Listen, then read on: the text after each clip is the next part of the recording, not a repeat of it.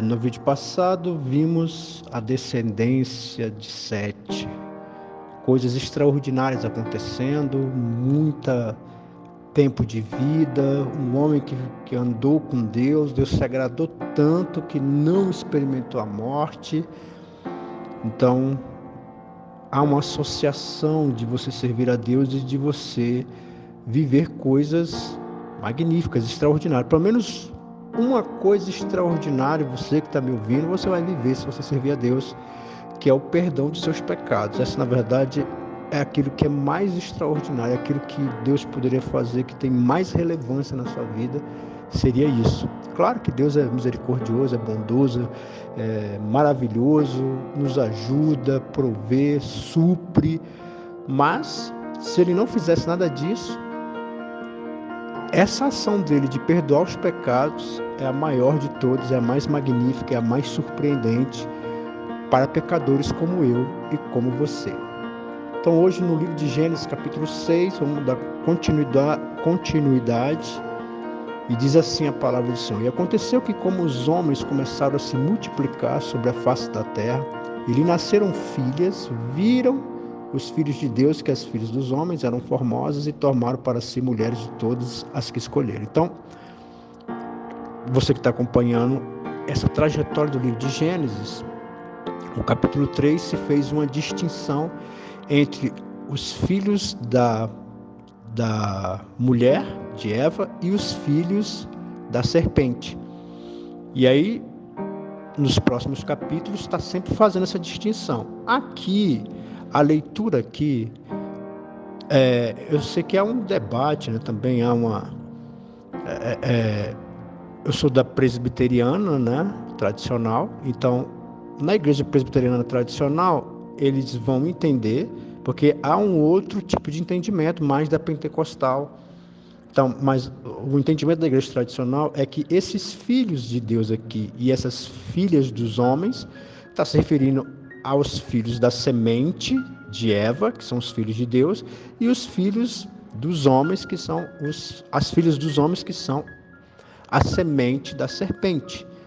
Dentro dessa sequência, está bem claro que seria isso de fato. Há um outro entendimento que aqui se fala que é os filhos de Deus, que seria anjos, e que as filhas dos homens seriam de fato filhas de homens.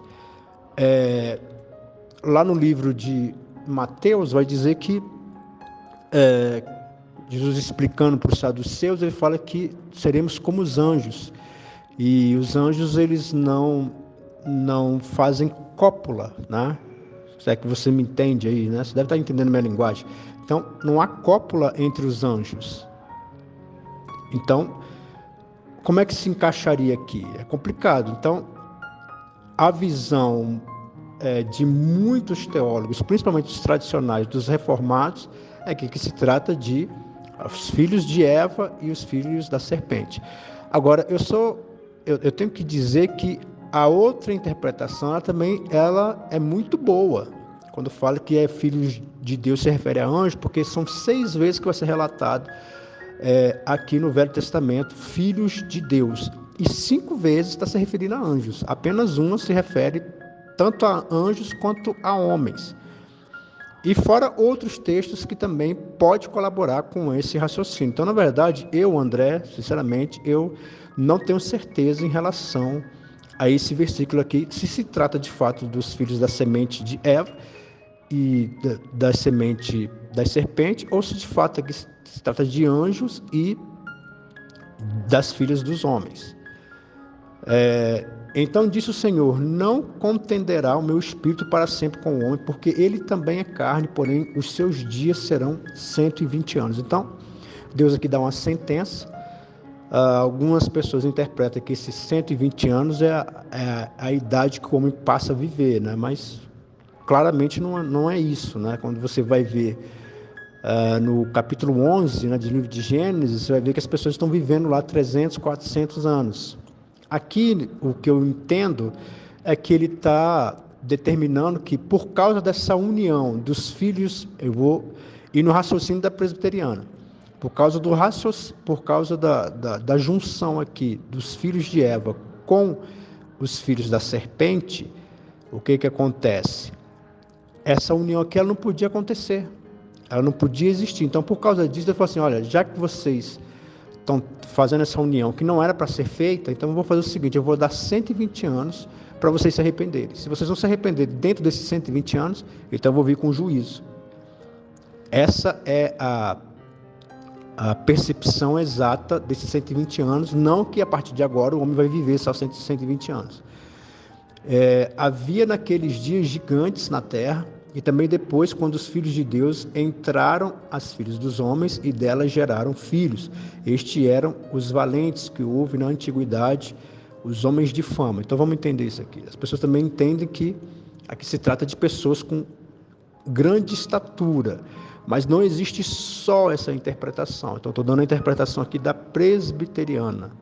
Então, dentro dessa interpretação, esse gigante também ele pode ser lido tanto como pessoas de alta estatura ou de renome, pessoas importantes. Então o gigante aqui ele vai caber tanto para altura quanto para importância. Então, quando coloca aqui, havia naqueles dias gigantes na terra, vamos entender que é importância, né? São pessoas nobres, pessoas que têm autoridade. E também depois, quando os filhos, então, quando ele fala depois, então, logo antes já tinha gigante. Porque tem pessoas que falam que não, por causa da união dos filhos de Deus com as filhas dos homens, nasceu o gigante. Não, a gente está falando depois, é porque já havia gigantes na terra. E aí, esses homens que se juntaram, essa união de filhos e filhas, filhos de Deus e filhas de homens, geraram mais gigantes. Só que aí, olha o que ele completa aqui. Entraram as filhas dos homens e delas geraram filhos. Estes eram valentes, então, que houve na antiguidade homens de fama. Então, há aqui uma concordância, né? Quando você termina de ler o texto, que cabe perfeitamente aqui homens de grande importância, porque fala da valentia deles e fala da fama deles. Claro que também caberia aqui também para homens de grande estatura, mas como eu disse, tá? Eu estou fazendo uma interpretação aqui dentro do olhar da ótica da presbiteriana, da igreja a qual eu estou hoje. E viu o Senhor que a maldade do homem se multiplicará sobre a terra e que toda a imaginação dos pensamentos do seu coração era só má continuamente. Então, essa junção aqui, por que Deus ele deu um tempo para a pessoa se arrepender? Porque essa junção aqui, ela fez exatamente isso. Um coração com pensamentos que continuamente são maus. Aqui vem aquele ponto, né, que muitos acreditam que quando você se une a uma pessoa, se a pessoa é descrente, você consegue convertê-la. E claro, um ou outro consegue isso, mas para cada exemplo que você me der, eu te dou 30 exemplos de pessoas que, na verdade, se desviaram. Essa junção aqui ela não deveria existir. E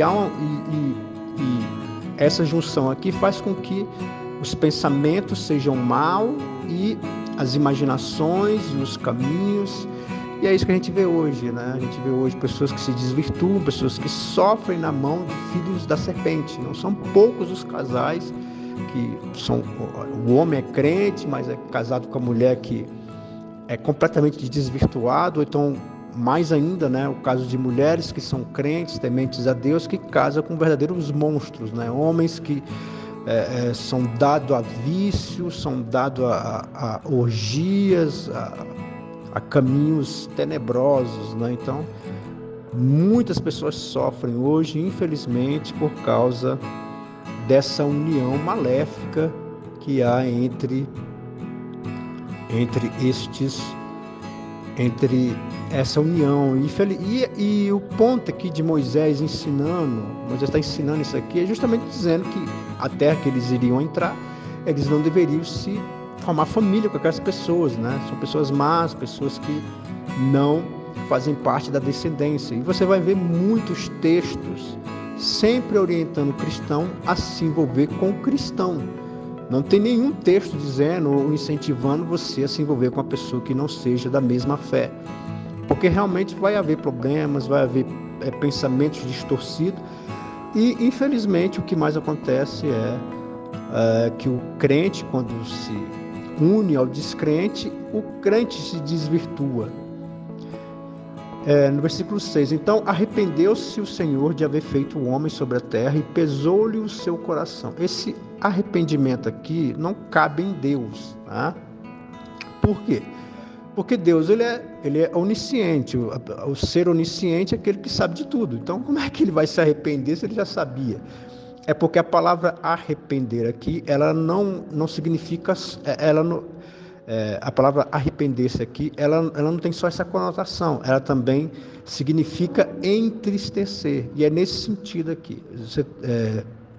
Quero que você entenda, Osmar, que os autores do Velho Testamento, eles vão usar uma linguagem, dois tipos de linguagem, para que fique, para ser fácil o entendimento, que é antropomorfismo e antropopatismo. Antropopatismo é atribuir a Deus sentimentos humanos, para ficar fácil de entender. Então, quando eu falo que Deus se entristeceu, Deus se arrependeu, eu estou colocando em Deus sentimentos humanos para que fique fácil a compreensão. Então, é nesse sentido. Também Deus ele se envolve de tal forma, né, com a humanidade, né, participando, vivenciando a vida das pessoas, que ele vai utilizar, que os autores vão utilizar essa linguagem, mas de fato aqui não há um arrependimento, porque Deus sabe de todas as coisas.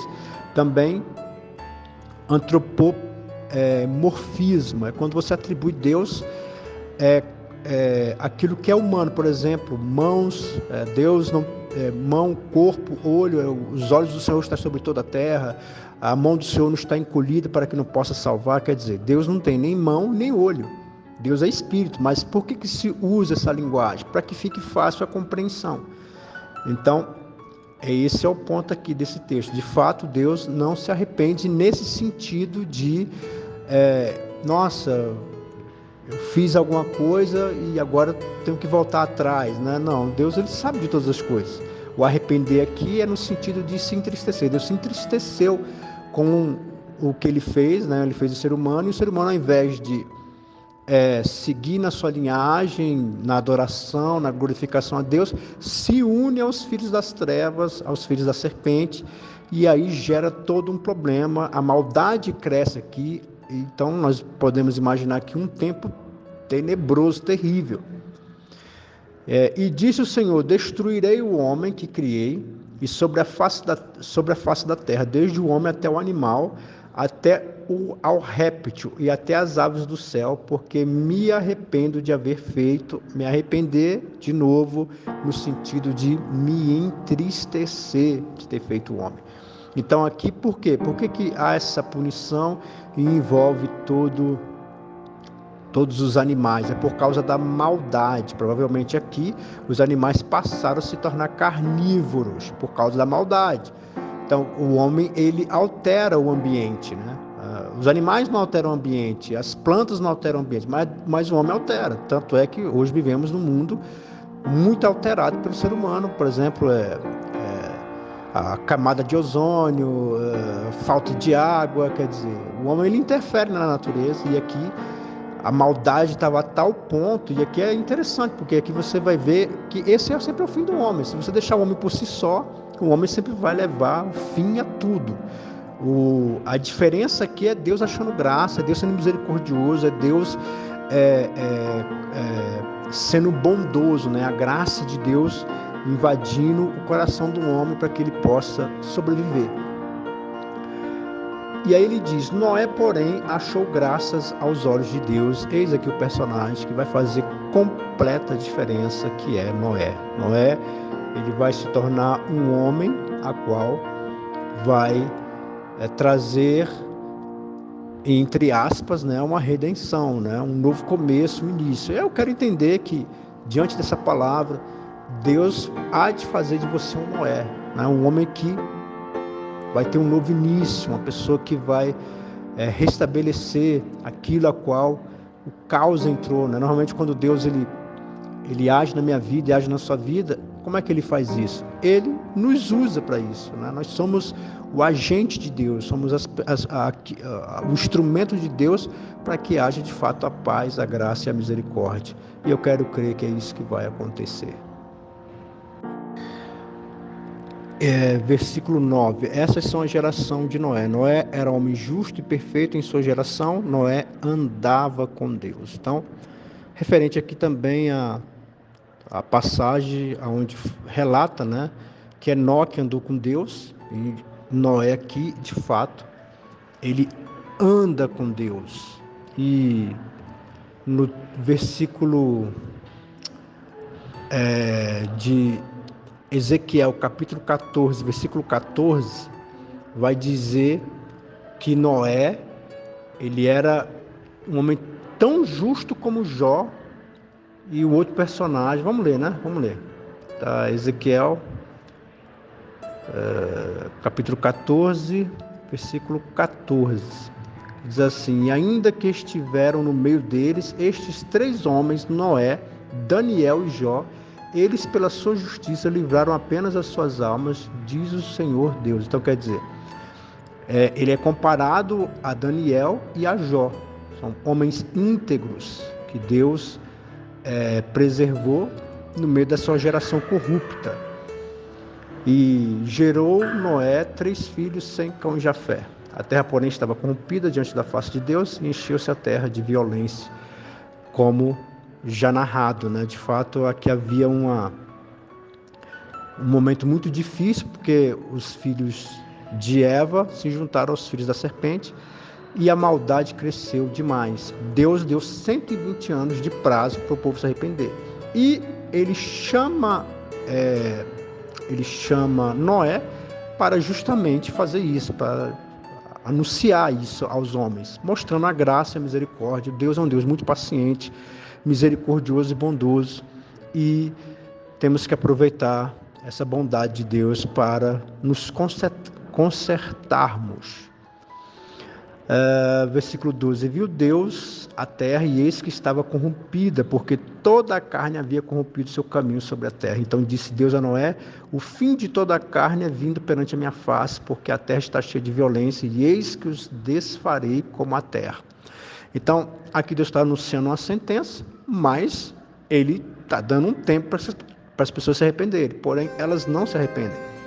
E é por isso que Ele vai desfazer, por causa que a maldade aqui estava num momento muito absurdo, muita violência, né? Então, a terra estava sendo agitada por causa das ações dos homens. Homens esses que esqueceram da vontade de Deus. Aqui provavelmente não havia, ou se havia poucas, né, união entre um homem e uma mulher. Aqui está tudo bagunçado, com muita violência, e tudo isso sempre vai acarretar em juízo. Tá? Então a violência ela vem, ela perdura por um tempo, mas logo vem o juízo. Então talvez você que está me ouvindo nesse vídeo aqui, talvez você está aí passando por um problema com um homem violento, ou então com um pai violento, ou então vivendo em um ambiente de violência. Você pode ter certeza de uma coisa: ela dura até um certo tempo, depois vem o juízo. O juízo sempre vem. Deus vem com o juízo, assim como estava vindo com o juízo aqui, para esses homens que se desvirtuaram completamente.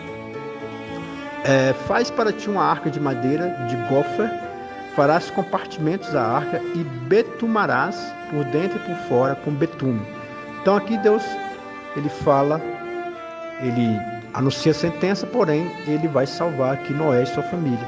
E para isso, Noé teria que construir uma arca de madeira, que é a mesma arca que Moisés, que está relatando essa história, construiu. A mãe de Moisés construiu uma arca para que Moisés pudesse ser salvo. Né? E aqui Moisés está narrando o que Noé fez, e da mesma forma com que deve ter tido aqui uma memória afetiva, né? A arca, né? E é interessante que ele fala que farás compartimentos, porque os compartimentos para abrigar os animais. E betumarás, esse betume aqui na verdade é uma espécie de piche, aonde fazia com que houvesse um isolamento, né? Que a arca ficava agora impermeável. Mas aqui você vai notar que essa arca aqui, ela não tinha leme, ou seja, então ela não era guiada, ela não tinha como controlar a arca, né? Era simplesmente guiada por Deus mesmo, né? Devia dar um certo medo, uma vez que as águas estão agitadas, com certeza o barco andaria para um lado e para o outro, né? Mas quem seguraria, quem guiaria esse barco seria o próprio Deus. Dessa maneira, farás de 300 côvados de comprimento a arca, de 50 côvados a sua largura e de 30 côvados a sua altura. Aqui é basicamente uns 15 caminhões trucos, aqueles caminhões bem gigantescos, né? Mais ou menos essa. Aqui nós estamos falando aqui de um navio petroleiro, né? Quase com essas mesmas medidas. Então estamos falando aqui de algo muito gigantesco. Nós estamos falando aqui de muitas espécies essas que vão ser, você vê que muitas vão morrer, né?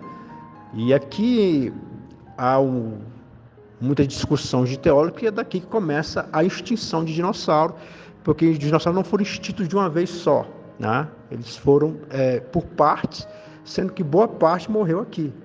Tanto que isso é verdade que até hoje nós temos dinossauro, né? Para quem não sabe, o crocodilo é um dinossauro. Então tá aí, você vê o crocodilo. Então por isso que ele vai acabando as espécies de tempos em tempos. Também tem uma discussão de que de fato a arca aqui, se esse dilúvio ele vai ser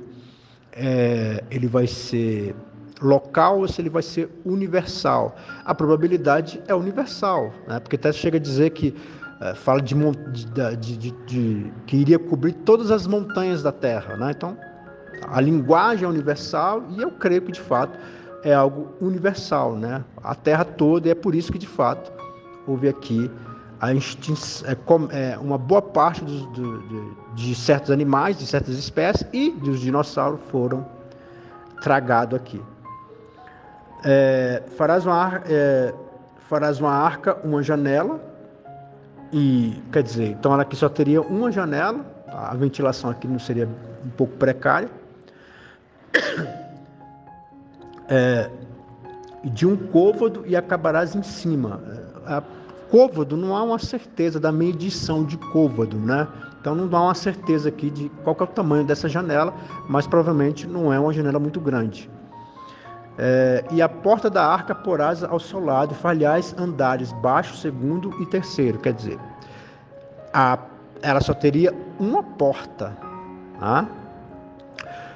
Versículo 17. Porque eis que eu trago um dilúvio de água sobre a terra para desfazer toda a carne, em que há espírito de vida debaixo dos céus, tudo que há na terra esperará. Então aqui está anunciando algo aqui que nunca aconteceu. Inundação, chuva, isso nunca tinha aparecido. Então, o que ele estava falando, o que Noé estava anunciando, seria uma loucura. Nunca isso aconteceu. Tem a menor possibilidade disso acontecer. Então, ao falar de um Deus e construir essa arca, eu imagino o quanto que ele foi vítima de chacota, né? De humilhação, por estar fazendo a vontade de Deus. E talvez você que está ouvindo esse vídeo passa por esse tipo de coisa, né? De humilhação, de constrangimento, mas Deus é o Deus que traz a honra. Mas contigo estabelecerei a minha aliança e entrarás na arca, tu e teus filhos e tua mulher, as tuas mulheres e os teus filhos contigo. Deus protegendo a família. E eu quero crer que você que está orando pela tua família, Deus vai proteger a tua família, Deus vai achar graça, Deus vai estender as mãos, Deus vai ajudar, Deus vai trazer a sua glória, Deus vai converter, Deus vai fazer algo maravilhoso. Moisés narrando aqui, Noé e toda a sua família vai ser salva. E de tudo que vive, de toda a carne, 2 de cada espécie farás entrar na arca para os conservar vivos contigo, macho e fêmea serão. Então aqui, e é interessante, das aves conforme a sua espécie, dos animais conforme a sua espécie, de todo réptil da terra conforme a sua espécie, 2 de cada espécie virão a ti para se conservar em vida, ou seja, os animais viriam até Noé. As pessoas falam que, se não me engano, não lembro, mas parece que era 8 milhões de espécies. Como caberia numa arca? Mesmo ela sendo um navio de petroleiro, não caberia.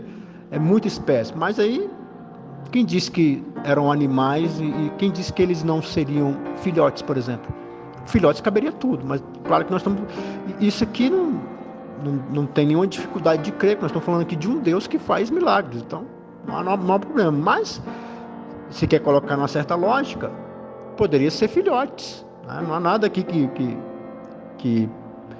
que possa não dar esse entendimento, né? Podia ser filhote. Sendo filhote, caberia muito mais animais, né? E leva contigo toda a comida que se come, junta-se para ti, te será para mantimento a ti e a eles. Estamos falando aqui de anos de construção. Então, anos guardando alimento.